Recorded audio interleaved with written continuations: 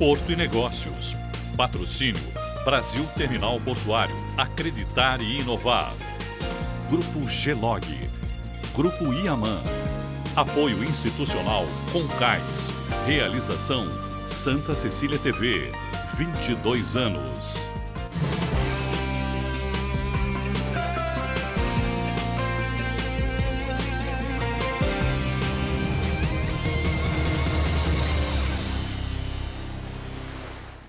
Olá, está no ar Porto e Negócios, o nosso espaço semanal para que possamos debater assuntos importantes em relação aos portos internacionais, portos do Brasil e principalmente em relação ao Porto de Santos. Como sempre abordamos aqui no nosso programa, um dos temas que muito causa temor no nosso segmento é a questão da estabilidade jurídica. E para isso, recebo esta semana aqui nos estúdios da Santa Cecília TV a advogada, especialista em direito marítimo, Daniela Revoredo.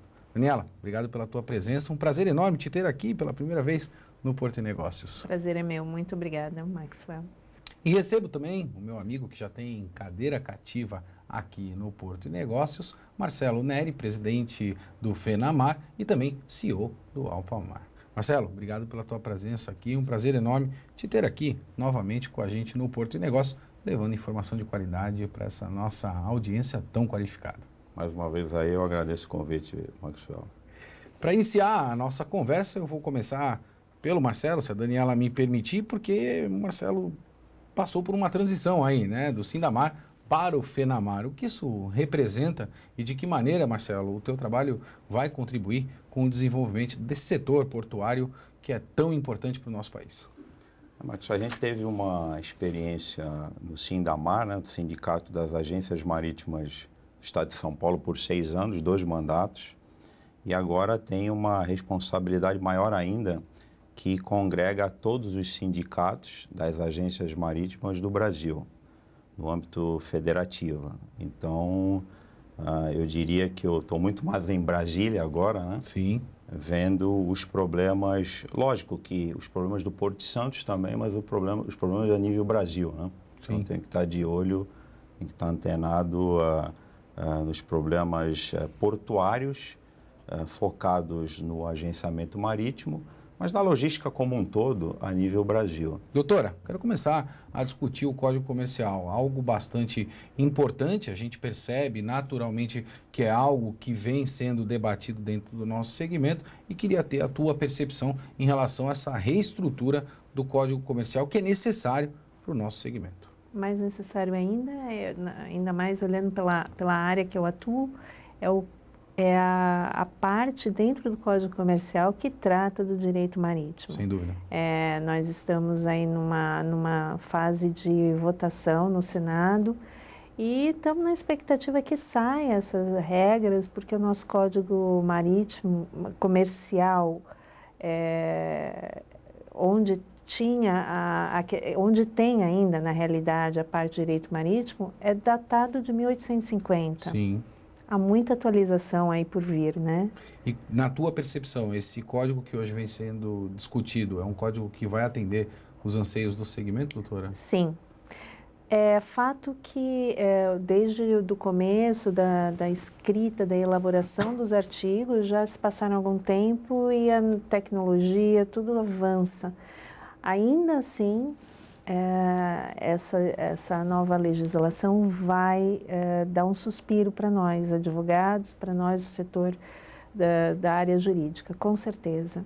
Marcelo, muitos especialistas e até pessoas que eu converso entendem que há necessidade de ter um capítulo à parte no Código Comercial específico para essa questão do direito marítimo. Como é que está essa tramitação lá no governo federal e qual é a tua percepção também em relação a esta questão? Nós temos discutido muito isso, é um dos assuntos efervescentes, né, que nós pegamos aí. A FENAMAR tem todo o interesse, porque o agenciamento marítimo nós conseguimos colocar dentro do capítulo de direito marítimo, que está dentro desse novo Código Comercial, que está na mão da senadora Soraya Tronic, que é do partido do governo, sim, tem essa possibilidade de discutir um código à parte de direito marítimo, um estatuto ou o que seja. Mas o que se entende é que nós temos uma oportunidade de ter, pela primeira vez, e isso aí discutido entre todas as entidades, nós tivemos tempo para chamar todas as entidades para discutir os seus interesses dentro desse capítulo do direito marítimo e se conseguiu algo em consenso. E temos a oportunidade de algo que está aí, o Código Comercial, para ser votado. Uhum. Nós achamos, até em conjunto com a ABDM, que é a Associação Brasileira de Direito Marítimo, que um capítulo à parte é um pouco remar, voltar para a estaca zero. Uhum. Porque muitas vezes o governo até te dá essa opção, mas é uma opção mais trabalhosa. E o Código Comercial está aí, é só você substituir o código, o que se fala de direito marítimo dentro do Código Comercial de 1850 por esse novo capítulo de direito marítimo atualizadíssimo, né? A gente sabe que tem essa problemática de, aos 45 minutos do segundo tempo, está se querendo tirar o capítulo de direito marítimo do Código Comercial. Por quê? Porque existe uma área do governo, econômica, essa área do governo, que quer menos burocracia. Então, o pessoal chegou, e vamos olhar aí o capítulo do Código Comercial, e tem que ser algo mais principialista e menos tecnicista, a gente está muito interessado na OCDE, né? Em entrar para a OCDE, e a nossa contra-argumentação vai ser justamente em cima da OCDE. Os países que estão na OCDE, eles têm lá nos seus códigos comerciais uma instrumentalização de direito marítimo atualizadíssimo, né? Ou muito mais atualizado que nós temos. Claro. Então, nós precisamos dar segurança jurídica para o país, né? E quando essa mesma área econômica desse novo governo, de maneira até correta, que é menos burocracia e que é um Estado menos inflado e que é uma maior a economia de mercado, que a gente concorda, claro, ela também tem que querer um menor risco país. E para se ter um menor risco país, você tem que ter melhores instrumentos jurídicos para dar mais segurança para o investidor. O Brasil é signatário de uma série de tratados internacionais, né, doutora?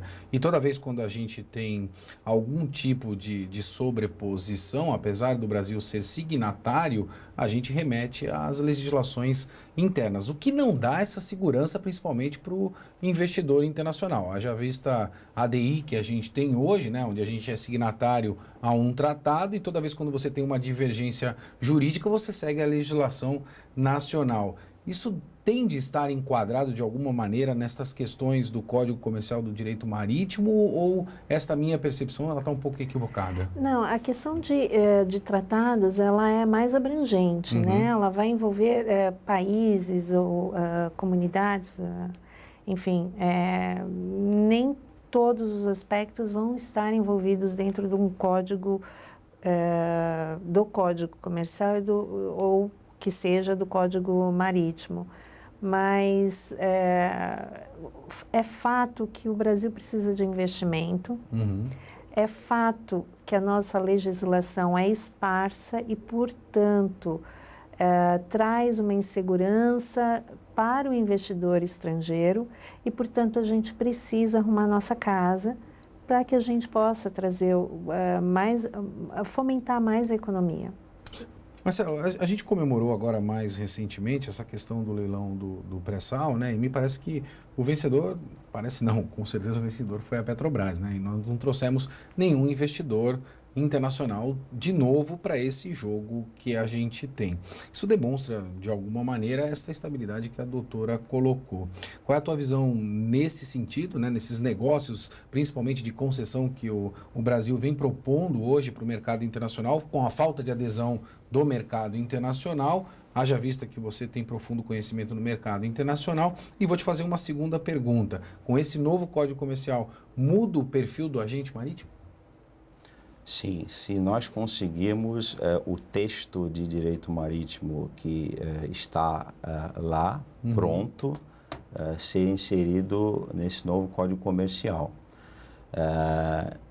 Em relação ao que o investidor vem achando em termos de ambiente de negócios no Brasil, até você citou aí a questão da Petrobras, eu sou otimista. Eu acho que o trabalho do governo, né, na área econômica tem sido muito bom. Eu acho que é uma questão de tempo, realmente. Alguns sinais já têm surtido efeito em relação à economia. A gente vê a inflação, a gente vê os juros e a gente vai começar a ver, não tenho dúvida nenhuma, tenho conversado com o pessoal de mercado, pessoal de investimentos, mercado financeiro, que é uma questão de tempo, realmente. Sim. Talvez um ano, talvez um pouco mais, mas para o país começar a decolar. Tenho que chamar o nosso intervalo e no segundo bloco nós vamos tratar especificamente dessas questões burocráticas que o Marcelo colocou e também falar das questões de direito marítimo internacional.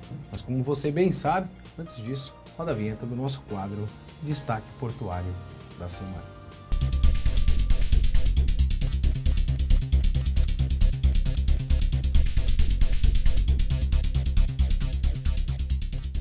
O evento contará com a participação de profissionais dos terminais e recintos alfandegados associados à ABTRA, a Associação Brasileira de Terminais e Recintos Alfandegados, e também das autoridades portuária e aduaneira, a ANTAQ, e o Ministério da Agricultura, Pecuária e Abastecimento, o MAPA. O Hackathon, ele é uma maratona tecnológica, uma maratona de 30 horas, com o objetivo de promover inovação aberta.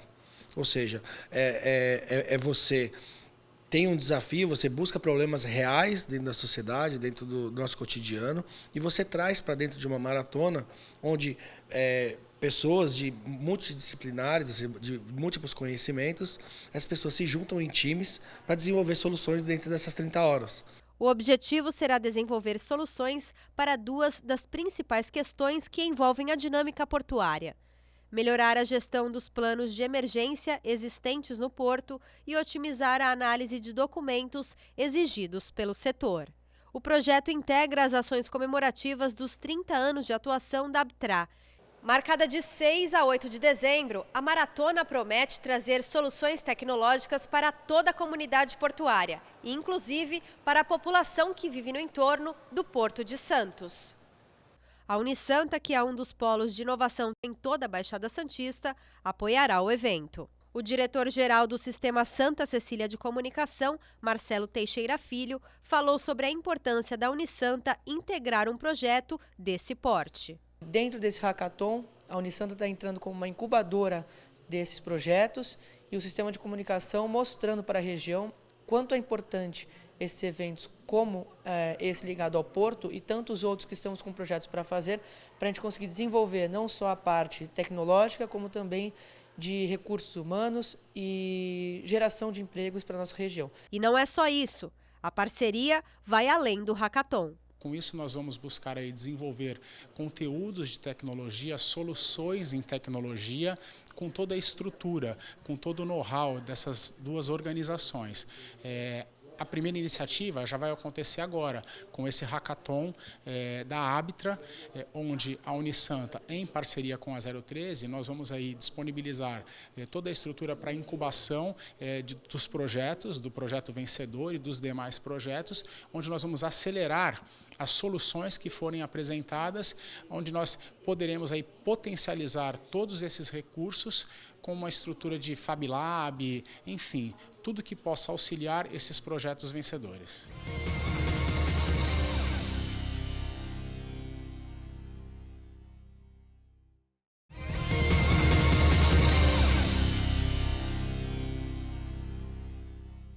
Estamos de volta com Porto e Negócios, eu sou o Maxwell Rodrigues. Não esqueça de acessar o nosso site, deixar lá o teu comentário, a tua sugestão de pauta, para que possamos debater aqui no nosso programa.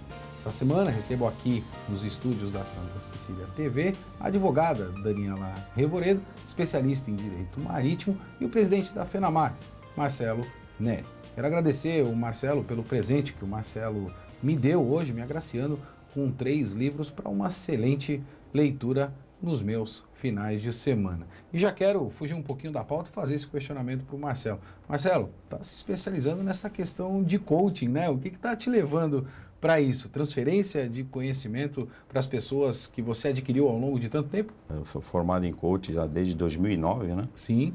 E isso me ajudou bastante, me deu bastante suporte até nas empresas, né? Quando posso, eu tenho tempo, porque gestão de pessoas, né? Você está sempre, essa questão toda de inteligência emocional e o coach, uma vez até fazendo um outro programa, perguntaram, o coach está banalizado no Brasil, né? Então, é uma questão que lá fora você já tinha o coaching há muitos anos, na Europa, Estados Unidos, e é meio compulsório, né? Você ter coach, porque os CEOs, os presidentes de empresa, não tem com quem conversar, né?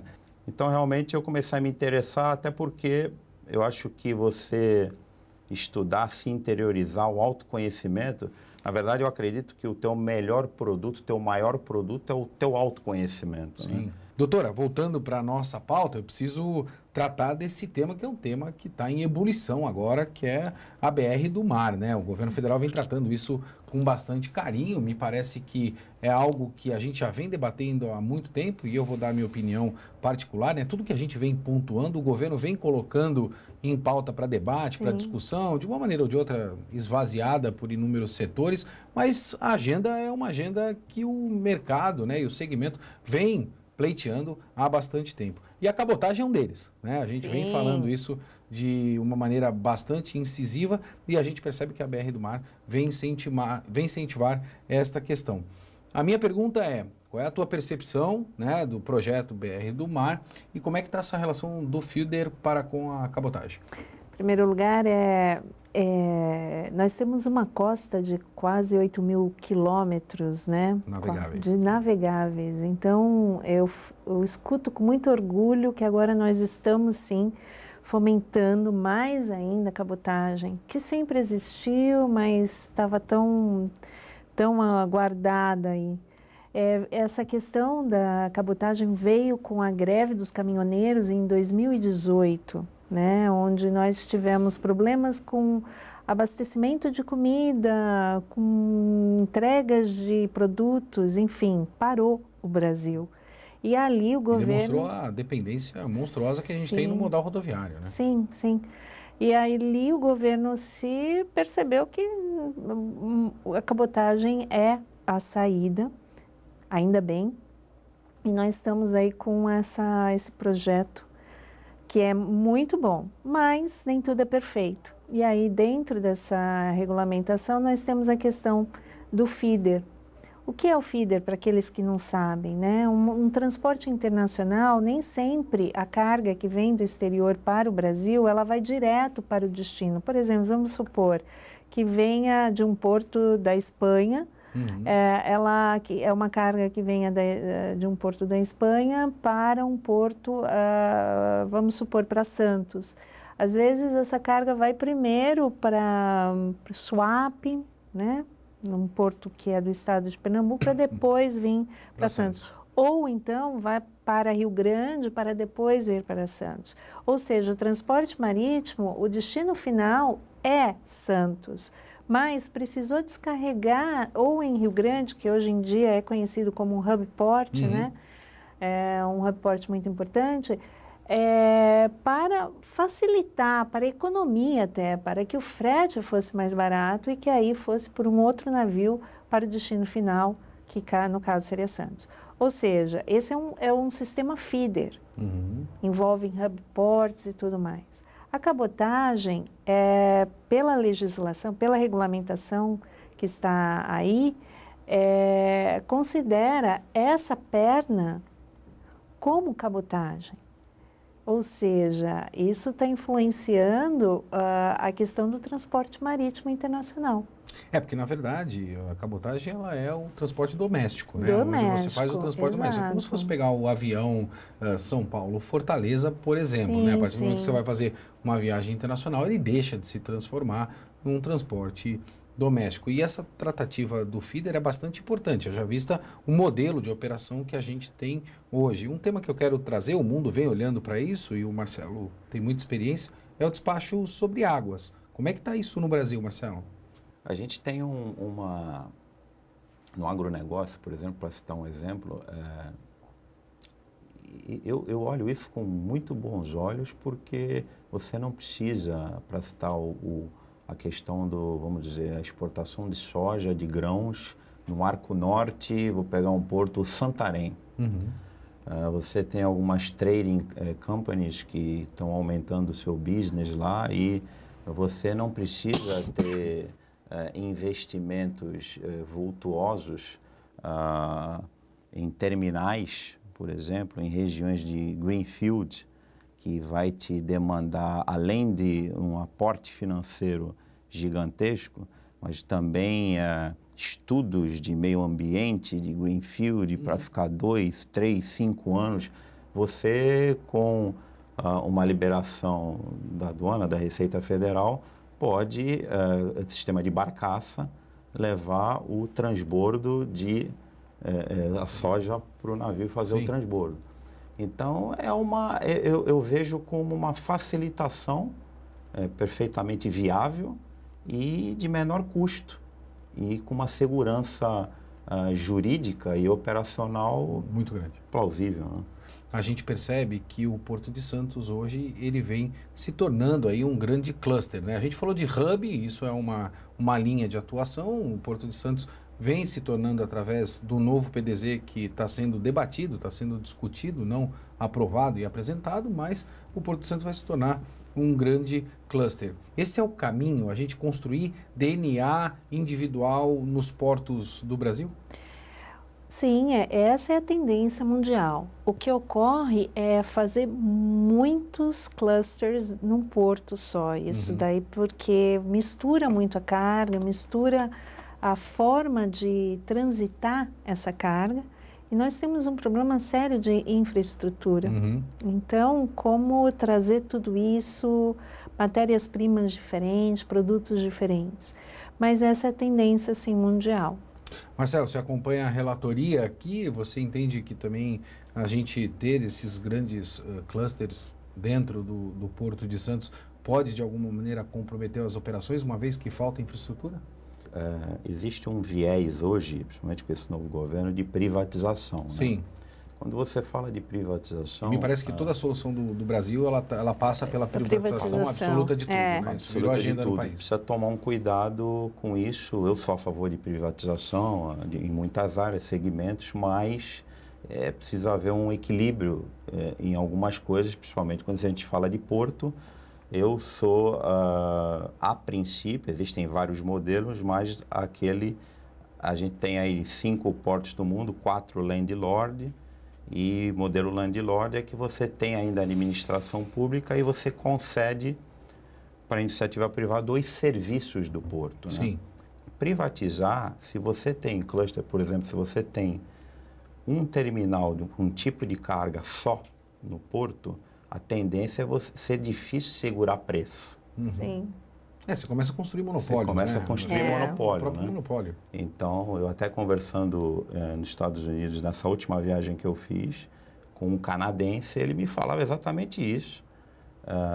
De uma empresa dele na Austrália, que foi muito difícil você controlar preços em portos privados, com terminais de carga que tinham outros terminais da mesma carga, mas com distância muito longe um do outro. Muito superior. Né? Muito superior. Então, é algo que preocupa nesse sistema que vocês estão comentando com a privatização. E aí hoje você tem o PDZ, que eu acho que também tem que incluir o todo, né? O bem comum. Claro, então, você tem além da questão do cluster, você tem também o cais público, o pequeno exportador, o pequeno importador.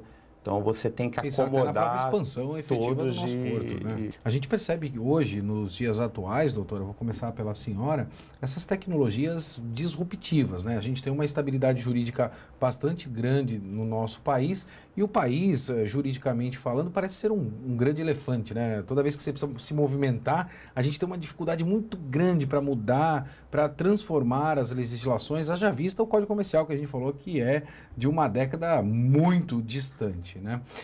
Feito isso, a gente tem essas tecnologias que surgem hoje com startups, com novas empresas e que vão tender a capitanear os negócios no mundo de um modo geral.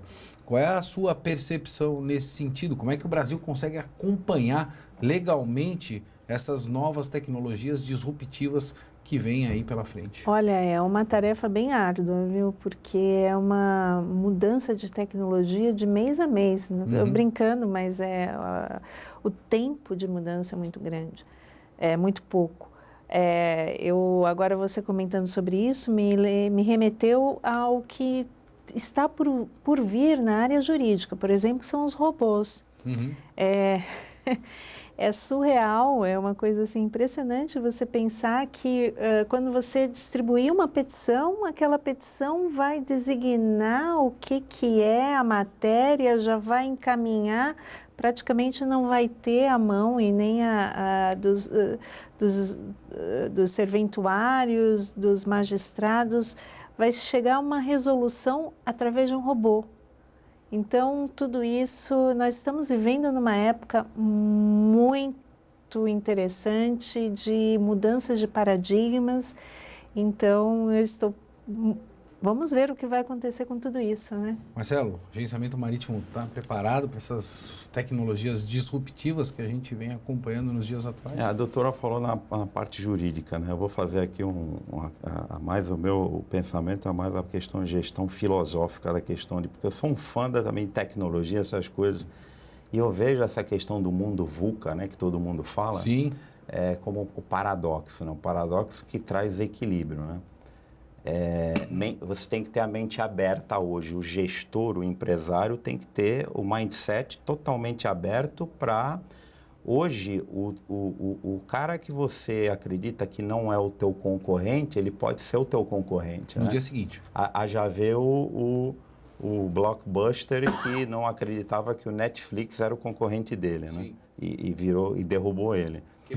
Quebrou o Blockbuster. Mas eu acho que esse paradoxo que traz o equilíbrio é também dizer o seguinte: no Brasil, por exemplo, todas essas tecnologias, a gente tem que... Bom, primeiro a gente tem que construir as bases, né? Sim. Para falar de estrutura, infraestrutura. Não adianta ter muita tecnologia se você tem estrada esburacada ainda. Sim. Se você tem uma BR-163 ainda com buraco, como é que você vai ter uma alta tecnologia de aplicativos, de satélite, de cabeamento? Doutora, muito obrigado pela presença. Um prazer enorme te ter aqui juntamente conosco pela primeira vez no Porto e Negócios. Muito obrigada, o prazer foi meu. Marcelo, sempre à disposição. Sabe que o sofá é cadeira cativa sua aqui também. Obrigado pela presença novamente aqui no Porto e Negócios. Prazer é sempre meu e você sabe que se me convidar eu estou aqui. Não tenho sombra de dúvida. O Marcelo costuma dizer que a gente não convida, a gente convoca. Porto e Negócios vai ficando por aqui. Um forte abraço e até semana que vem.